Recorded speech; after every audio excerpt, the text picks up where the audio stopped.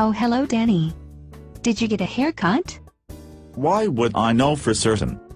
You don't have to be so aggressive, not even in front of my friend, my crush, the 10th Doctor. Who? The Doctor. Oh darn it. Sorry. I just misunderstood. You weren't listening closely, were you? Sorry. But yes. I did get a haircut.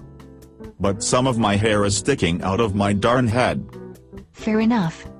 It's weird getting hit by a car. I was hit by one when I walked over to the train station from the barbershop. I see.